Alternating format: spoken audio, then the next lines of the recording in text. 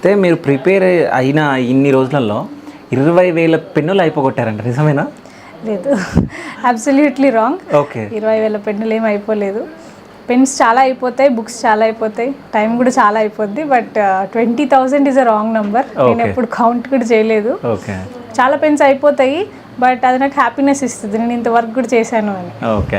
So అంటే interview మధ్యలో అంటే మేడంకి వేరే వర్క్ ఉంటే వెళ్ళేసి వచ్చారు. సో నేను మీ స్టడీ రూమ్కి వెళ్తే మొత్తం వాల్స్ పైన మొత్తం అన్నీ రాస్తున్నాయి. అంటే డ్రీమ్ బిగ్ అయితే అసలు ఏమేమి ఉంటాయి అనేది కూడా ఉంది. సో అంటే స్వెట్, బ్లడ్ ఇవన్నీ అని చెప్పేసి ఉంది. సో అది దాంతోపాటు ఇంకా చాలా కొటేషన్స్ ఉన్నాయి. సో అవన్నీ ఎందుకు రాసుకున్నారు? అవన్నీ ఓవర్ నైట్లో రాసుకున్నవి అయితే కాదు. అవును, లాంగ్ డ్యూరేషన్లో నేను ఒక పర్సనల్ జర్నీ కాబట్టి నాట్ జస్ట్ అది నేను కష్టపడి చదవలేదు, ఇష్టపడి చదువుకున్నాను. రోజుకో కొత్త విషయం తెలుస్తూ ఉండేది. ఇంత పెద్ద కంట్రీ ఎట్లా వర్క్ అవుతుంది, మనకి ఏం ఛాలెంజెస్ ఉన్నాయి, మనం ఇంటర్నేషనల్గా మనము గ్లోబల్ పవర్ ఎట్లా అవ్వాలి ఇండియా, ఇలాంటివి చాలా తెలుసుకునేదాన్ని. సో ప్రతిరోజు నాకు ఎంపవరింగ్గా అనిపించేది.